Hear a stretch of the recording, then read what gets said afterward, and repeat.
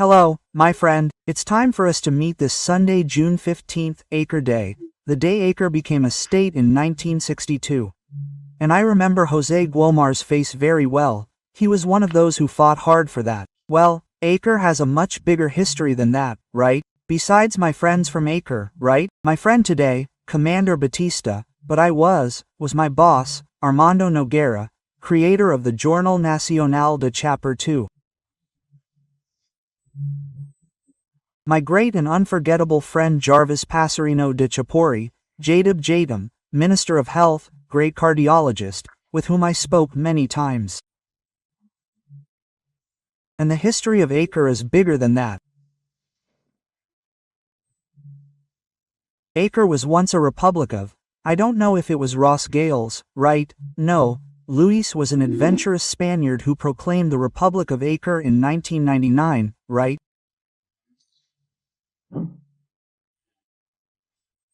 Well, then came Plácido de Castro, from Rio Grande do Sul, who left the military school in Porto Alegre, went to Acre and led the Brazilians who conquered Namara, right? And created an independent state whose capital was Chapori. Then he needed Jose Maria Perings Jr. from Rio Branco, right, who made an agreement with Bolivia and still had to make an agreement with Peru as well.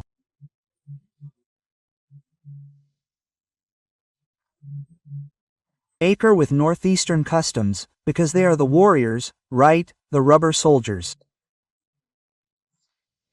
They went to Acre, participated in the Second World War, supplying rubber to the Allies.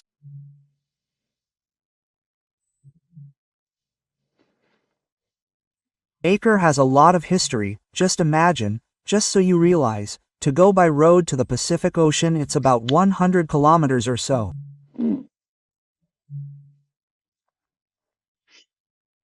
To go by road to the Atlantic Ocean via Belém, it's about 2,600 kilometers or more. That's Acre. Well, on June 15, 1215, the foundations of human rights and freedoms were laid.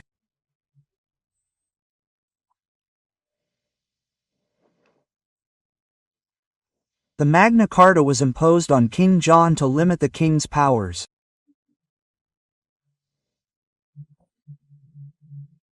That's what constitutions do, limit the powers of the state and guarantee freedoms, especially freedom of expression. Just look at a brief summary of the Magna Carta. No one will be arrested. I'm summarizing it. No one will be arrested or lose their assets, except through due process of law.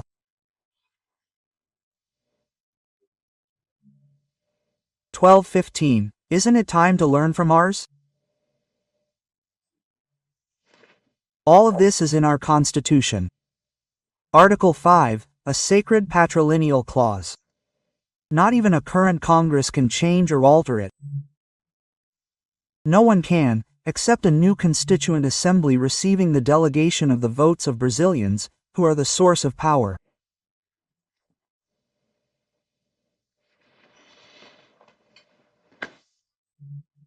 Remember to sign up and at the end to like or dislike. So let's get to today's conversation.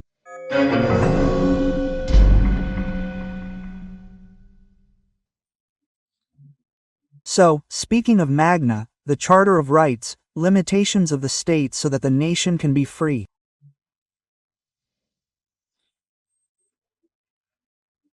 I wanted to comment on some things I've seen in the last few days that seem unbelievable, such as the arrest of former Minister of Tourism Gilson Machado. He was arrested and despised. So, we are inventing new meanings for the verb to desper or to detach, right?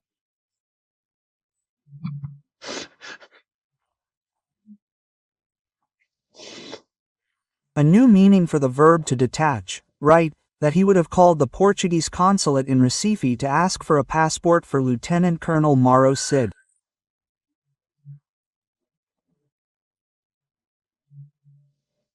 Well, I'm a journalist.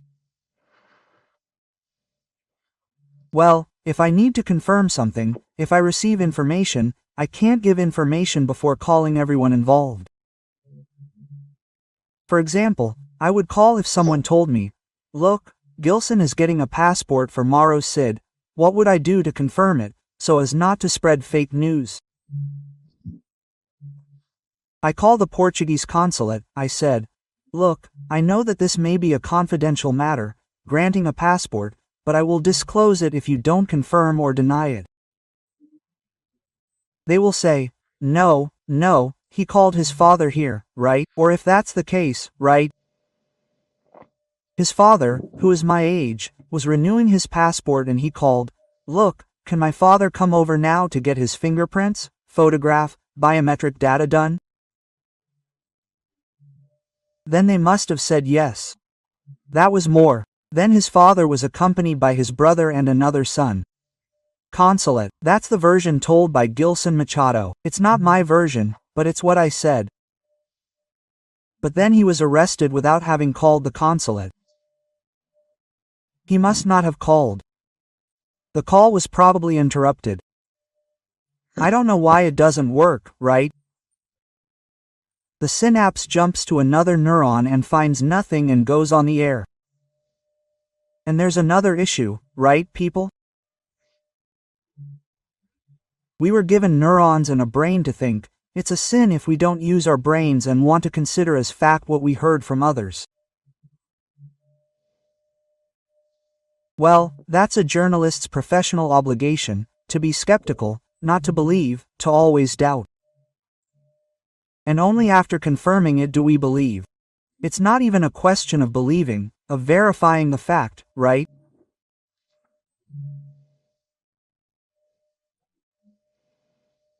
So number 1, I ask, how can a plea bargain with so many contradictions and without material evidence be a plea bargain?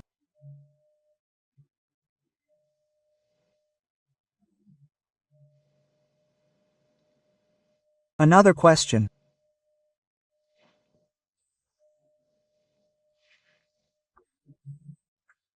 Well, I heard a Minister Morais say that platforms are not impartial, they are not neutral, they have sides and ideology.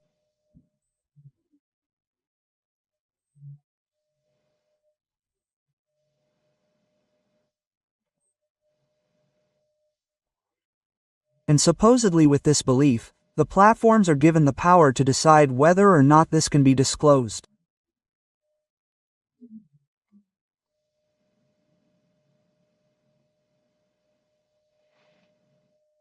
I can't understand. It goes against logic, the reason under which we have to live, or we live in an alienated world, right?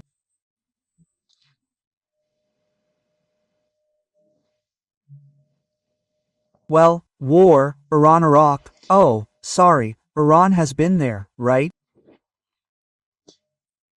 1990 or so. There was a lot of war. Well, it's a war in Iraq, a war between Shiites in Iran and Sunnis in Iraq. Iran is Persian.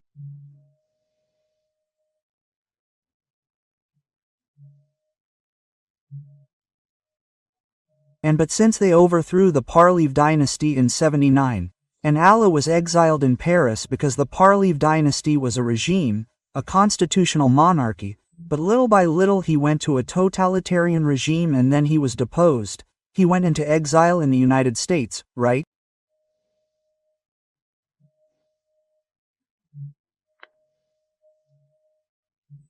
And Zadalaya took over and it got worse because then a theocratic regime was established. It's from God, it's from Islam and Shiite.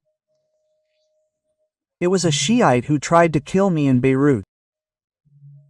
He unloaded a Kalashnikov, an AK-47. Lucky me, I'm an infantryman and I know the buzz, right? With the first burst I was already on the ground, right? Well, anyway, that's another story. Well, those Arab countries are all Sunnis, not Shiites. So, support is not guaranteed. Then, well, Israel saw that a nuclear weapon was imminent, because Israel is tiny. An atomic bomb, a nuclear bomb or 2 or 3 will eliminate Israel. Of course, it will also eliminate the Gaza Strip, eliminate Jordan, hit Lebanon, hit Egypt, right, Syria. Well, but they were doing something crazy there in the Middle East. Israel went there, surgically, and hit the place where it was developing.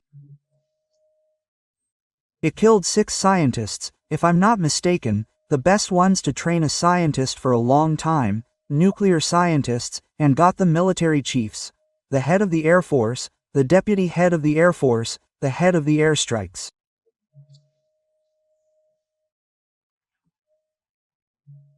And now it is destroying the air attack arsenal, because, obviously, Iran responded by launching missiles left and right at civilians in Tel Aviv and other cities, right? Rafah and others.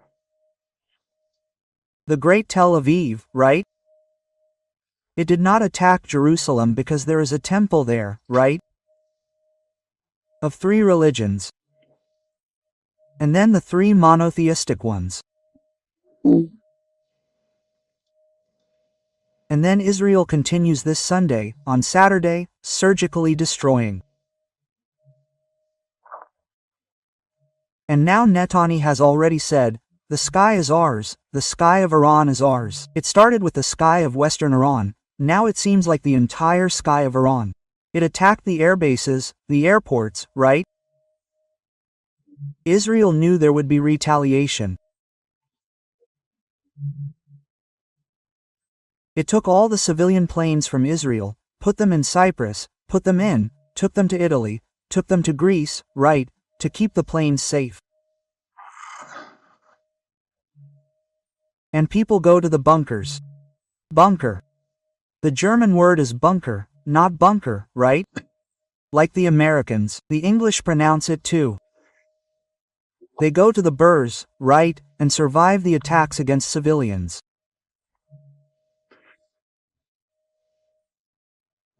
So, sooner on, the goal is to take them out, right? Let's say that Iran is more or less half and half. And then there's Reza Parlev, who is the son of the Reza Parlev, who is already part of an Iranian government council abroad, Iran or Persia. So that's it. Well, and finally, since we're talking about external things, Air India, how was that, right?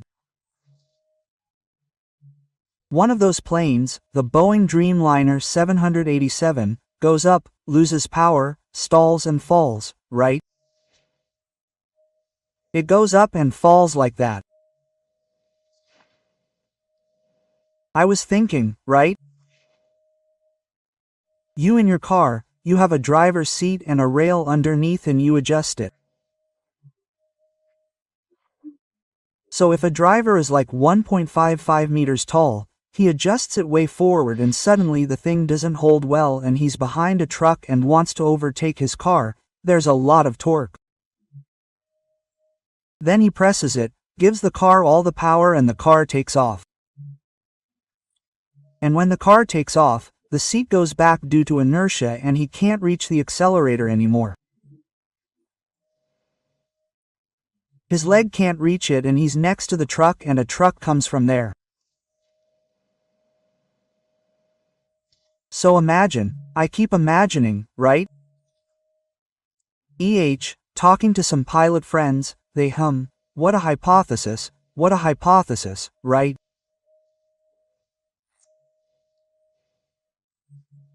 If the pilot seat isn't properly fixed to the ground, if there's some fault, the pilot pulls, right?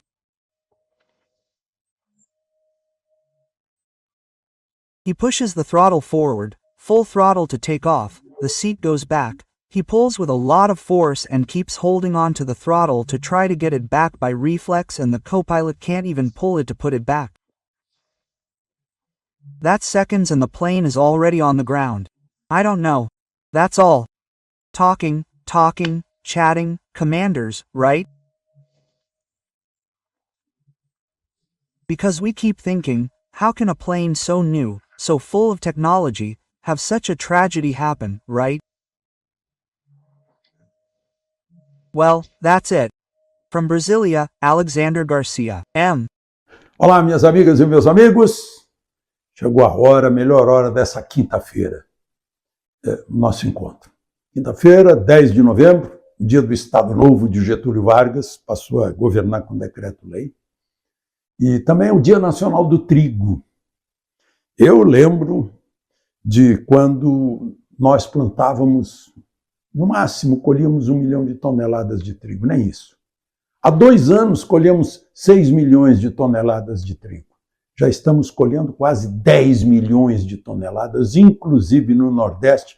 Em breve seremos autossuficientes, porque nós consumimos 12,5 milhões de toneladas de trigo. Eu também quero registrar aqui que o Rolando Boldrin nos deixou, né, aos 86 anos. O Brasil perde muito com esse compositor, cantor, artista de raiz, das raízes do Brasil. Bom, gente, vamos então à conversa de hoje. Não esqueça de se inscrever e, ao final, de deixar o seu gostei ou não gostei.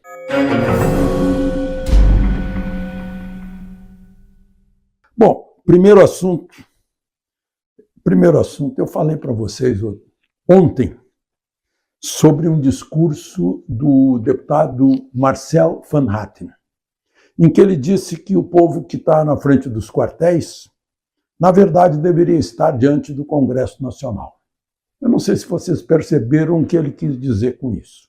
A diferença que é estar num lugar e estar no outro. É uma grande diferença. Diferença da soberania popular.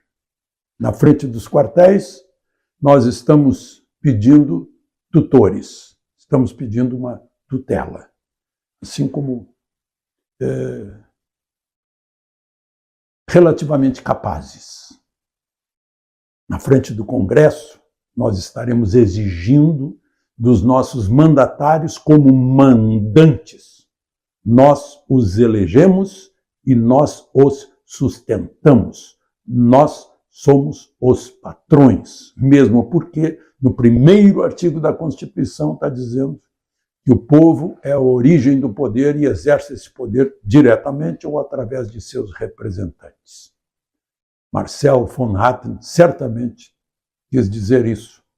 Eu estou tentando interpretar, traduzir para vocês. Por que na frente do Congresso? Como ele disse, como disse o deputado, o Congresso está de joelhos. A Câmara de joelhos, quando prenderam um deputado e ela não disse nada, embora a Constituição diga fortemente, grite, que são invioláveis deputados e senadores por quaisquer palavras, está lá no artigo 53. E o Senado também. O Senado está encolhido. Vão dizer, não, a culpa é do presidente do Senado, Rodrigo Pacheco. Não, a culpa, a responsabilidade é de todos os senadores, que teriam meios, certamente, para obrigar Rodrigo Pacheco a pôr em votação os requerimentos que lá estão. E não fizeram isso. A ex-corregedora do Tribunal Superior de Justiça, numa entrevista de que eu participei ontem na Jovem Pan, Eliana Calmon, lembrou que o problema é que muitos parlamentares estão com o rabo preso no Supremo. O Supremo não julga as causas deles, em que eles são investigados, para deixá-los no suspense e sob suas mãos. E aí, talvez seja isso que lá no Senado faz com que os senadores repitam todo dia, sim senhor, quando o senhor verdadeiro é o povo. O povo é o dono do voto. é o dono da eleição de cada um, ou da não reeleição. Talvez por isso Marcelo Van Hatten tenha sugerido que o povo vá lá para frente do Congresso, né? Para exigir que façam alguma coisa para a volta do devido processo legal, a volta do Ministério Público participando de inquéritos, a volta da Constituição, das liberdades, o fim da censura, a volta da liberdade de expressão. Né? O Poder Legislativo tem seus próprios entulhos, seus próprios problemas, mas o povo deve fazer ver que é o patrão, é o mandante. Então vamos lá, minha gente. O segundo assunto de hoje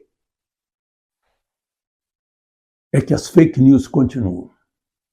E na imprensa tradicional, na mídia tradicional. Porque eu li o relatório do Ministério da Defesa, né, que diz o seguinte, né, houve acesso à rede durante a eleição do código-fonte e gerações de códigos binários e não é possível assegurar que o sistema esteja isento de códigos maliciosos. Por isso, o Ministério da Defesa recomenda investigar o ocorrido com código-fonte e analisar códigos binários que foram executados nas urnas. Chegou a pedir que se faça uma comissão de especialistas, de experts no mundo digital para tentar isso. Pois o jornalismo disse que a notícia que saiu sobre isso foi: o Ministério da Defesa afirma que não houve fraude. Aí o Ministério da Defesa hoje teve que fazer outra nota para desmentir a mentira, que não é do Ministério da Defesa. Precisou desmentir a mentira, reafirmando que não descartou a possibilidade de fraude, porque o TSE restringiu o acesso ao código-fonte dos aparelhos e às bibliotecas do software das urnas. Não é possível, assim, que os programas executados nas urnas estejam livres de inserções maliciosas que alterem seu funcionamento. Pediu estudo. Agora, a resposta de Alexandre de Moraes, o presidente do TSE, foi que este assunto já encerrou. Chegou a usar o verbo no passado. Então, é isso. Vimos, então, que essas coisas estão difíceis, né? O presidente Lula fez um discurso hoje lá no Centro Cultural do Banco do Brasil e disse que o presidente da República humilhou as Forças Armadas ao mandar fazer uma comissão para fiscalizar as urnas. Gente, você sabe, eu sei, o mundo sabe, e Lula também sabe, que foi o TSE que pediu às Forças Armadas que fiscalizassem, como pediu a OAB, pediu o TCU, pediu a partidos políticos, que integrassem esse esforço de fiscalização. Foi o TSE que pediu, não foi o presidente da República. Lula sabe disso. Mas ao fazer esse discurso, parece que está querendo jogar Forças Armadas e comandante em chefe, comandante supremo. Não?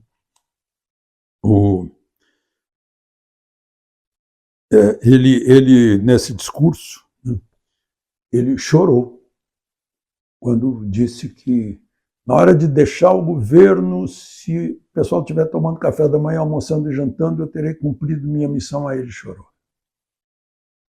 Depois ele pediu desculpas pelo choro e disse que quando deixou o último governo, ele pensou que em 10 anos o Brasil estaria igual à França e à Inglaterra.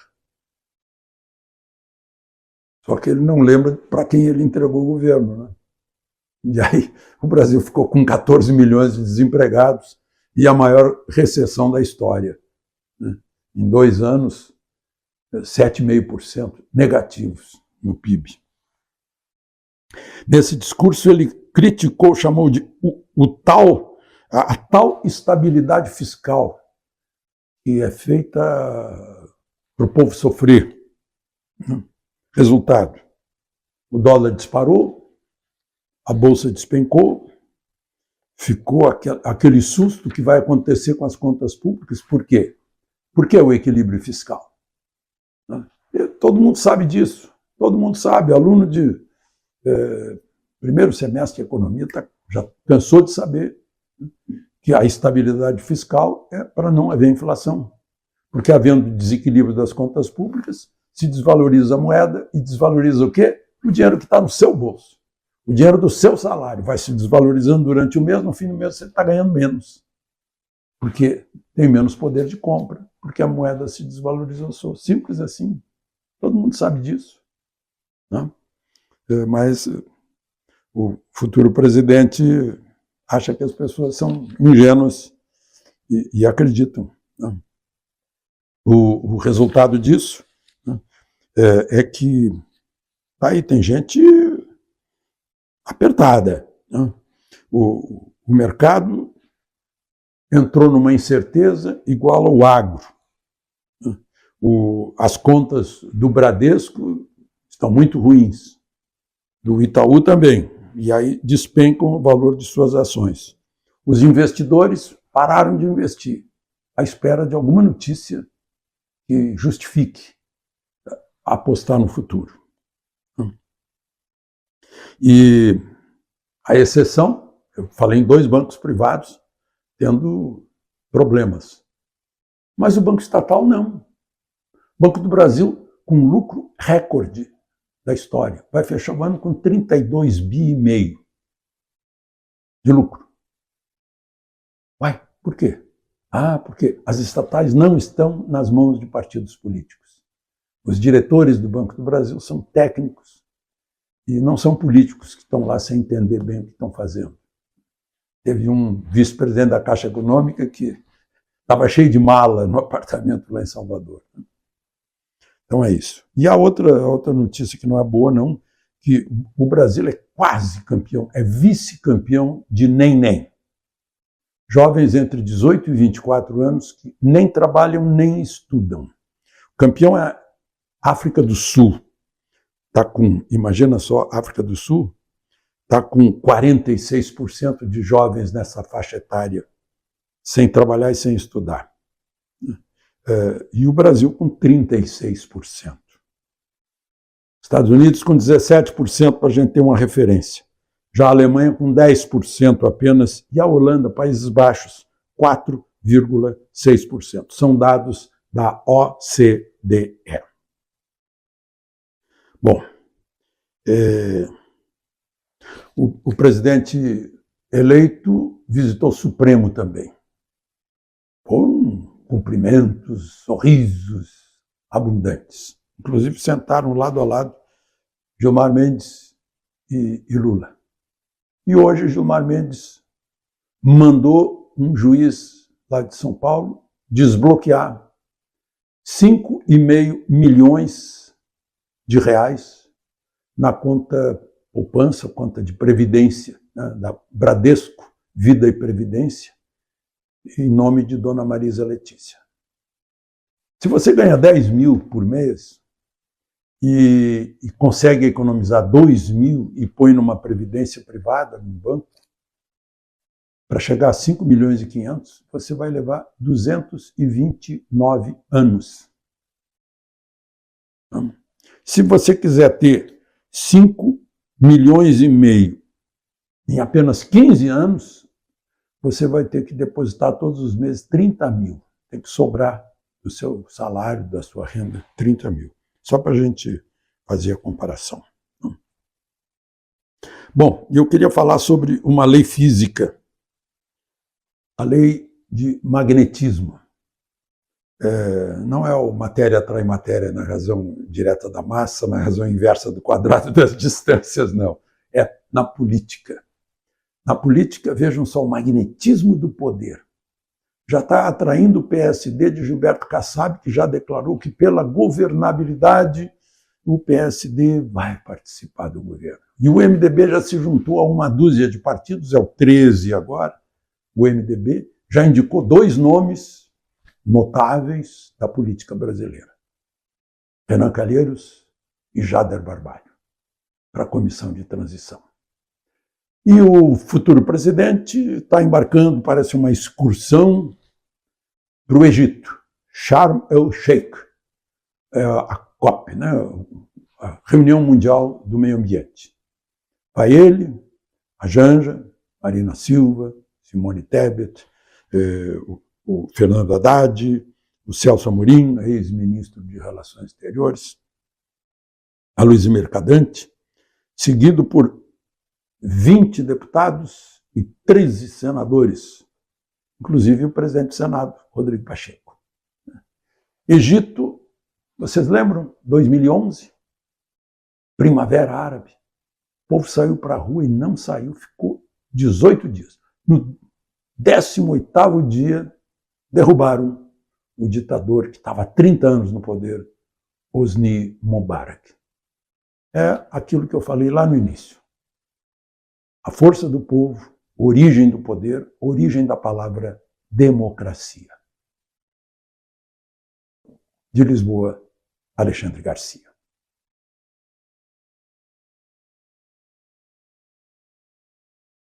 Olá, minha amiga, meu amigo. Me desculpem o atraso, me desculpem o som, me desculpem a imagem, deu tudo errado hoje. Mas, enfim, o que importa é o que eu tenho para contar para vocês. A nossa conversa é mais importante que som, imagem, né? Desde que vocês estejam me entendendo. Então, vamos começar pelo dia de hoje, que ainda é quarta-feira, dia 20 de março. Num 20 de março, em 1854, 174 anos atrás, era criado o Partido Republicano nos Estados Unidos, anti-escravagista. Existe até hoje. Um partido de 170 anos. O Brasil não tem isso. O partido mais antigo do Brasil é o Partido Comunista, que está com 104 anos. É de 1922. Depois tem o MDB, que foi criado quando a Arena foi criada também no bipartidarismo de 1966. E o PT, que está com 44 anos, é de 1980.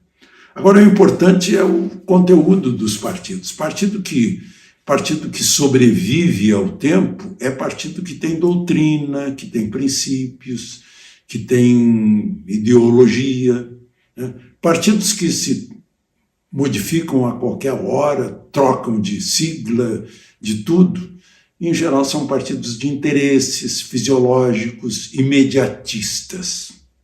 Infelizmente, aqui no Brasil é o caso. Nos Estados Unidos está lá o Partido Republicano com 170 anos. Outro fato de 20 de março foi em 1942, quando Monteiro Lobato, nosso grande escritor da Emília, do Narizinho, do Jeca Tatu, foi preso por crime de opinião, por ter criticado a ditadura Vargas. Foi enquadrado na Lei de Segurança Nacional. Foi condenado a 6 meses de prisão no presídio de Tiradentes, em São Paulo. Ficou só 3 meses, porque ele começou a mandar informações sobre a situação dos presos, os maus tratos aos presos. Aí foi melhor tirá-lo da prisão, porque estava sendo um repórter lá dentro da prisão. Monteiro Lobato. Por causa do denodo dele em defesa do petróleo brasileiro, o primeiro poço brasileiro lá na Bahia foi chamado de Campo Lobato, Poço Lobato. Muito bem, vamos então aos fatos de agora. Não esqueça de se inscrever ou de fiscalizar a sua inscrição. Vamos chegar a 3 milhões juntos. E ao final não esqueça do gostei ou não gostei. Vamos então aos acontecimentos de agora.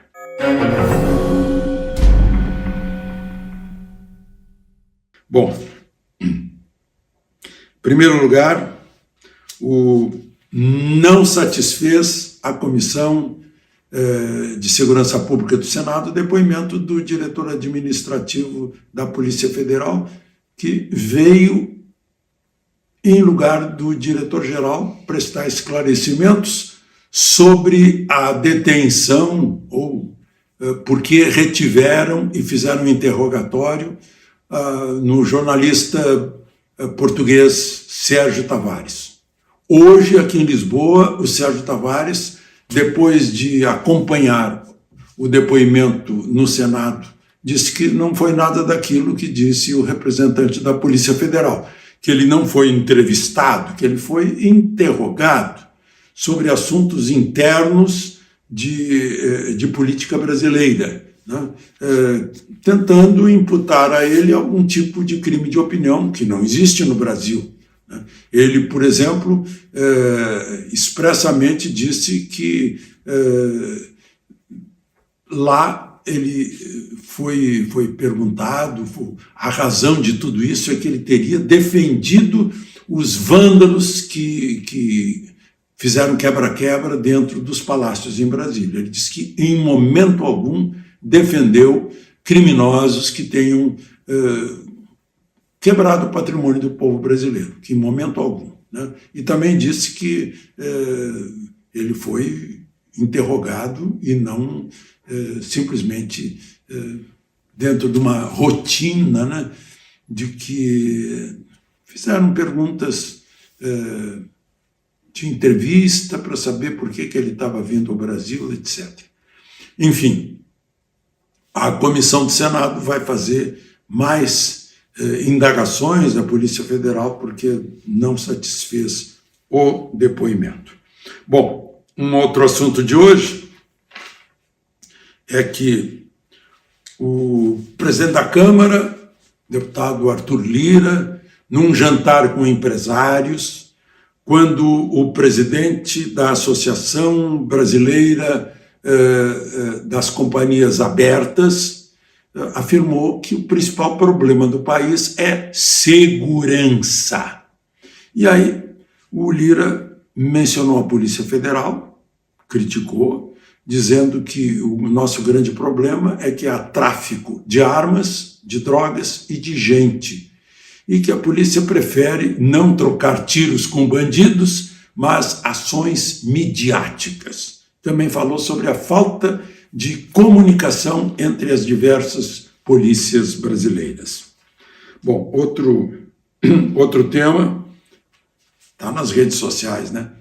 A tal corrida de Lula na frente do Palácio Alvorada, tendo como cenário as colunas tradicionais de Niemeyer, a fachada espelhada do Palácio Alvorada.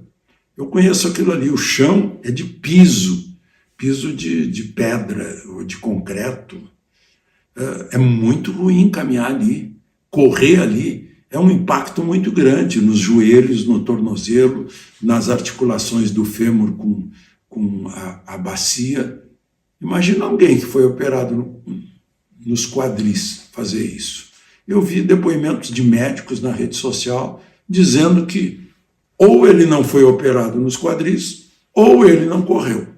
Porque corrida a menos de 6 meses de uma cirurgia e cirurgia no quadril são incompatíveis. Né? Vale o recado que ele deixou. Movimente-se. Não fique sentado no sofá, deitado. Movimente-se. Porque o corpo humano precisa de se movimentar sempre. Né? Principalmente as pernas, que bombeiam o sangue, né?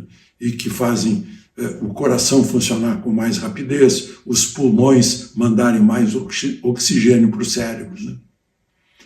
Eu costumo fazer o seguinte, quando eu estou sem assunto, sem tema para escrever um artigo que eu preciso entregar imediatamente para os jornais, eu vou caminhar. E aí na caminhada, lá pelo 2º quilômetro, já o oxigênio começa a entrar mais nos neurônios, e quando termina a caminhada eu já sei o que eu vou escrever. Fica aqui a dica Lula deu dica, eu também dou. Por falar nisso, o Alvorada apareceu atrás, né? E agora se descobriu, quando Lula reassumiu o Palácio Alvorada, a primeira-dama reclamou que estavam faltando móveis, né? Que havia uma falta total de 261 itens no mobiliário do Alvorada. Aí ela comprou 200 mil de novos móveis, né? Sofá, cama, etc. E agora se descobriu que não faltava nada, porque estava tudo lá. Acharam todos. Como é que fica agora quem foi acusado, né? A Michele e o Bolsonaro, de darem sumiço a móveis que não sumiram? Como é que fica isso? Bom, vamos em frente. Ainda falando de Lula, a Paraná Pesquisa mostrou que realmente, confirmando a outra pesquisa, está em queda a popularidade dele.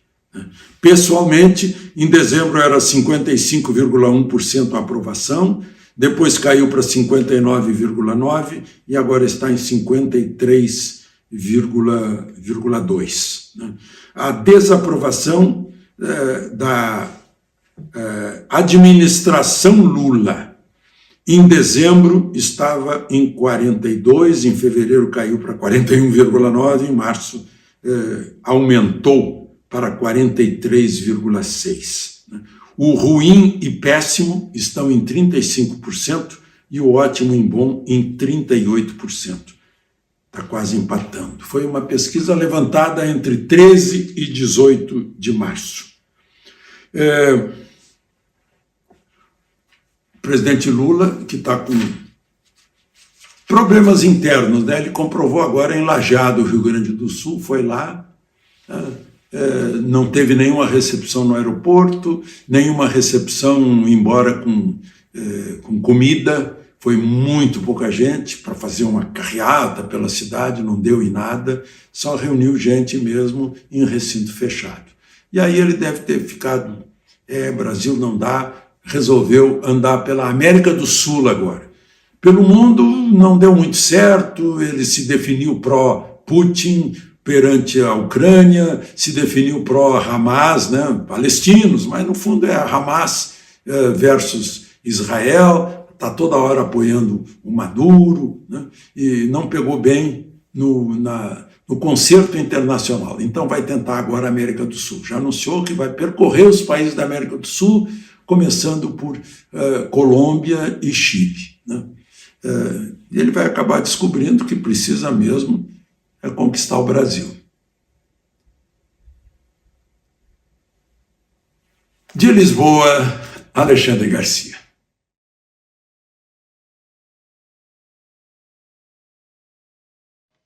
Hello, my friend. Time for our meeting this Monday, August 25th. On August 25th, in 180, Luís Alves de Lima e Silva, the only Duke of the Brazilian Empire, was born in Vila do Estrela, that is, near Rio de Janeiro.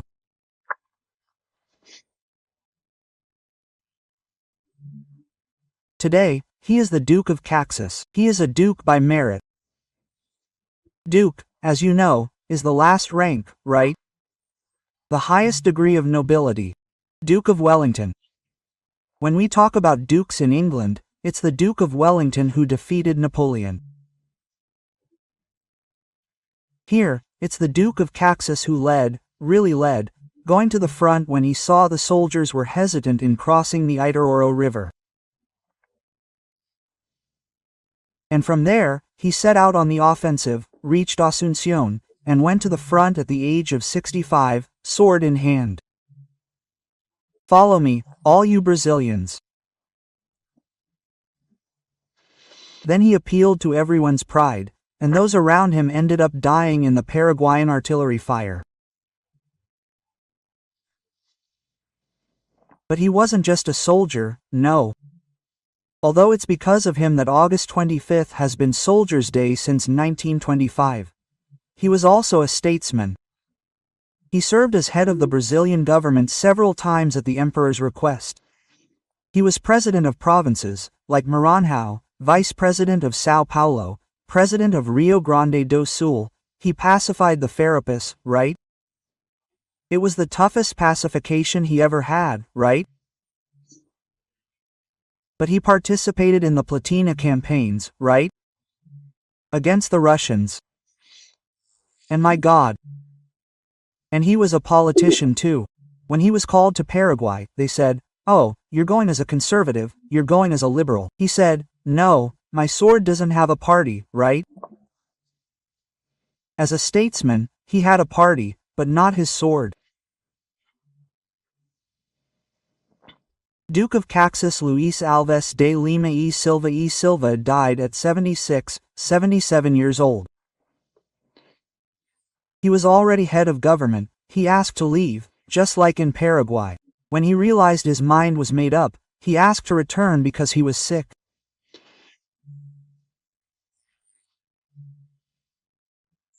Well, yeah, but August 25th, yeah, was also Soldiers' Day, President of the Republic in 1961. He had been elected with my vote on October 3rd of the previous year, 1960. He took office, and lasted 7 months.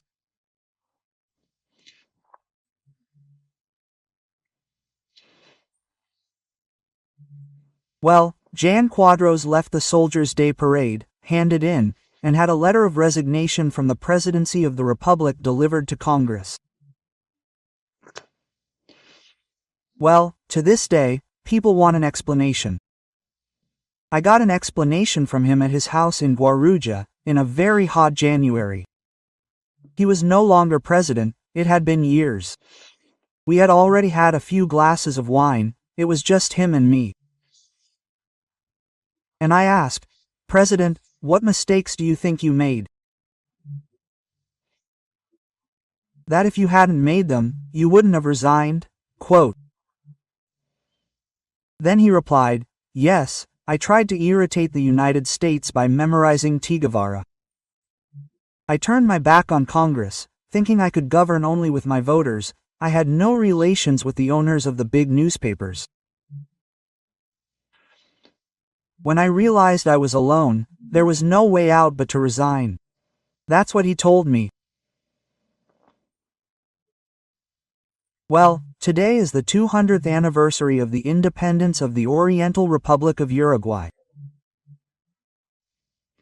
Orientals, La Patria Tumba. That's how the Uruguay anthem begins.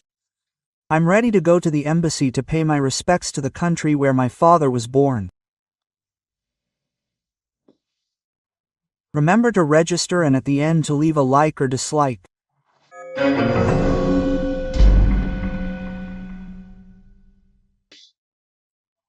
Well, today I'm going to talk to you about some topics that I didn't have time to talk about yesterday, because the weekend covers 3 or 4 days of news, right?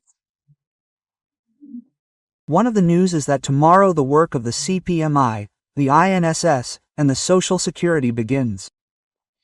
The government is very nervous. The government supporters want to shield Lula. And I keep wondering why Lula is vulnerable in this. That needs to be shielded, or is his brother more involved than many imagine?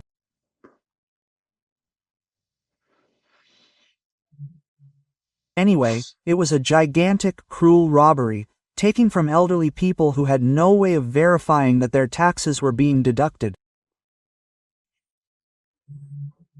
They took at least $6 billion from 3,200 retirees and pensioners. Very cruel. All responsibilities need to be investigated. Who let it slip? Who pretended not to see? Who knew what was happening and kept quiet?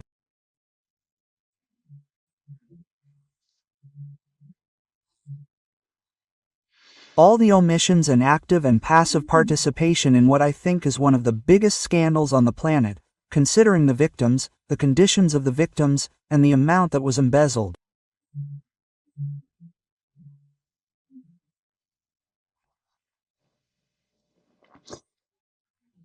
Well, I saw one. Andre Nunes became famous for an interview in Oeste, now in Gazeta. He's a legal advisor to the Court of Justice of Minas Gerais, talking about, analyzing the Supreme Court, which is in the spotlight, right? Oh, this article of his in Gazeta shows that the Brazilian Constitutional Court, the Supreme Court, the Supreme Federal Court, right, is the opposite of what it would be advisable, right?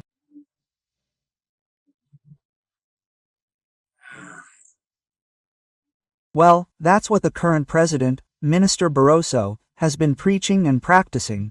Judicial activism, a political court, which replaces the legislature. The legislature is the political court, the political arena, the place to make laws, not the Supreme Court.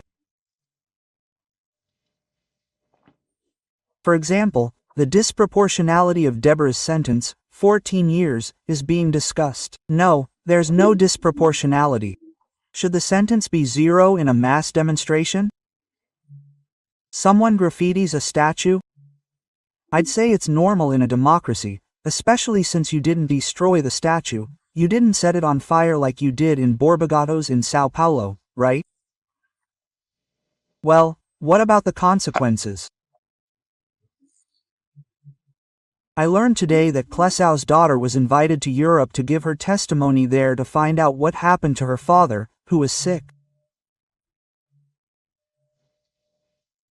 There were requests, maybe a dozen, but they were ignored, and he died in prison.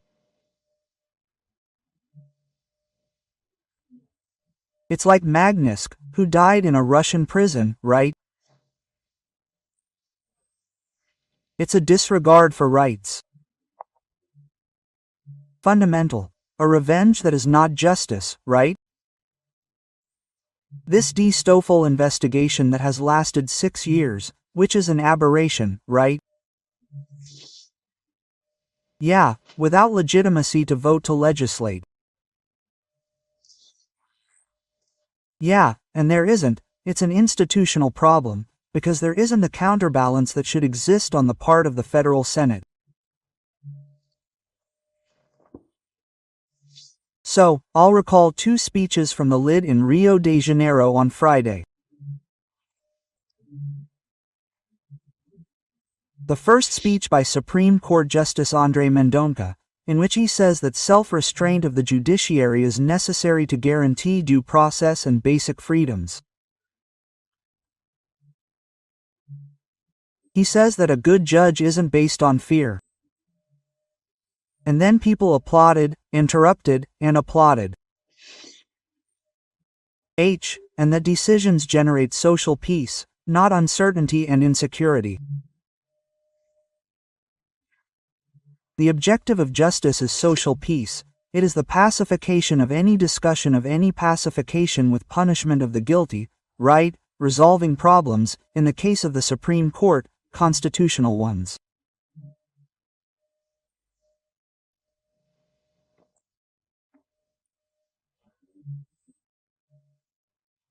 Then came Justice Moraes, who said that a vassal judiciary that wants to make a deal to resolve momentary disturbances is useless.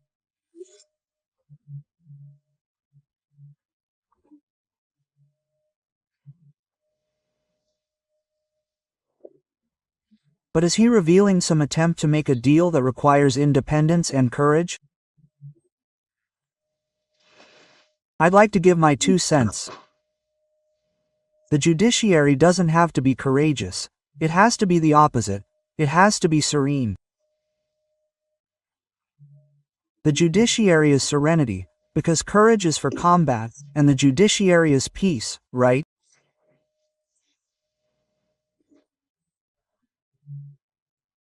He spoke a lot about the hatred that is expressed on social media.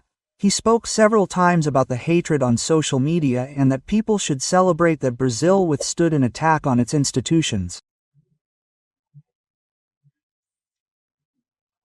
Moraes says we've reached 2025, in a democratic state governed by the rule of law, and the challenge for the coming years is institutional, legal, and public security. That's the challenge now, actually, right?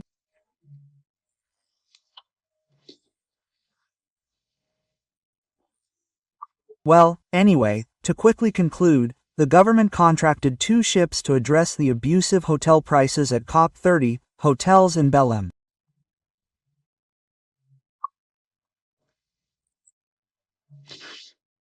I'm looking at the prices for Costa Diadema and MSC. Well, they only accept advance payment for the 17 days, which includes breakfast and is non-refundable.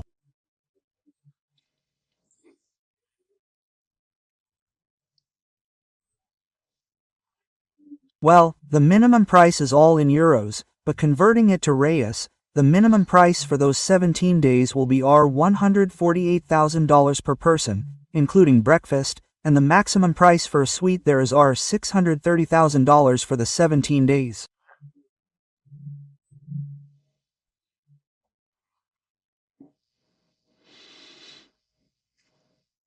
China has already reduced its delegation by half. Well, now it's time. Now there's room in a hotel, right? I don't know if the taxpayers around the world who support this will unite or not. From Brasilia, Alexander Garcia.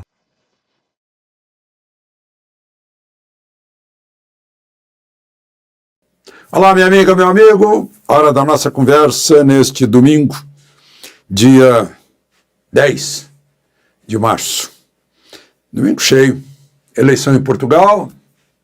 Mauro Cid vai depor amanhã. Moraes soltando gente. Vou falar sobre tudo isso. Agora, hoje é dia do conservador. Os conservadores em Portugal estão ganhando a eleição. E o conservador aqui, eu fico escandalizado. Hoje eu vi na missa entrar um sujeito de bermuda na missa. Me deu vontade de dizer para ele, olha, o churrasco não é aqui é missa, não é churrasco. Né? Que coisa. E é dia do combate ao sedentarismo também. Sedentarismo é a gente ficar sentado o dia inteiro. Movimente-se. Né? Se você for obrigado a trabalhar sentado, faça um esquema de levantar a cada meia hora, dar uma voltinha, tomar um copo d'água. A água faz muito bem. Né? Movimente as pernas estando sentado. Porque as pernas é que bombeiam o sangue de baixo para cima. Ficar sentado o dia inteiro dá problema. O corpo, quando se movimenta, está eliminando problemas e está prevenindo problemas. Né? Só para uma questão pessoal aí para vocês, eu tripliquei a minha atividade física porque eu tive uma dor aí de ciático, um músculo do glúteo apertando o ciático. E aí aumentei natação, caminhada, exercícios e tal. Gente, fiz o check-up, todos os índices melhoraram, todos, tudo. Pressão cardíaca, glicose, tudo melhorou. Né? Atividade física. Bom, vamos aos assuntos políticos.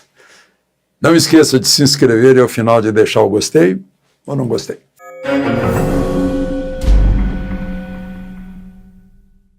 Bom, primeiro assunto, eleição em Portugal. São 7 horas agora, 19 horas, a hora que eu estou gravando, já dá 10 da noite em Portugal. Né? Nesse momento está faltando só uns 10% aí de votos. Já dá assim para a gente saber o que vai acontecer. Vitória da direita, centro-direita. Né? O Chega foi o que mais aumentou. O Chega tinha um só. Tinha só o André Ventura, que é o líder do Chega. Depois, na eleição seguinte, fez 12, na última eleição. E agora vai mais que triplicar. Vai ter aí 40, 45, tem gente até falando em 50.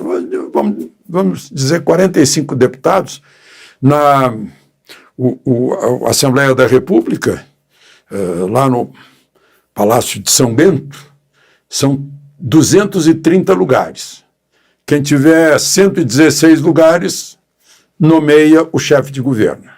Né? Ninguém vai ter, sozinho. Tem que juntar. Então, a Aliança Democrática, que são 2 partidos de centro-direita, vai precisar do Chega se quiser governar o país. E aí depende do que o Chega quiser. Né? O Chega pode não querer ficar em oposição. E Os socialistas, que governaram por 8 anos, estão com 28% por aí, o Chega com quase 20%. E o Partido Comunista e tem um outro partido que é a esquerda, o Bloco de Esquerda, caíram, perderam votos. E a abstenção foi aí de uns 46% por aí. Não é certo ainda. Vocês vão achar que é muito, é quase metade, pois foi a menor abstenção dos últimos tempos. Portugal. Agora vamos para o Brasil. O tenente-coronel Mauro Cid, que foi chefe da ajudância de ordens de Bolsonaro, e estava nomeado para ser comandante de forças especiais de Goiânia, né? E quando foi nomeado ajudante de ordens, ele estava nomeado para trabalhar em Washington, deixou Washington de lado para seguir uma missão, e agora está aí até preso, está de tornozeleira e vai depor amanhã. O fato de depor amanhã desmente essa história que todo dia eu vejo repetido, que falta de responsabilidade, que ele fez delação premiada. Não fez. Ele fez um compromisso, nada mais lógico, para quem aprende na AMAN, que é ponto sagrado de um oficial do Exército, dizer a verdade. Ele se comprometeu a dizer a verdade. Menos para o inimigo, é claro, né? O inimigo tem uma coisa chamada contra-informação. Né? Então, dizer a verdade. Né? E qual é a verdade? Toda essa fofoca, e vamos resumir. Se conversava, se houver fraude na apuração, né? Quais são as medidas constitucionais que podem ser adotadas? E aí, discutiam medidas constitucionais dentro da lei.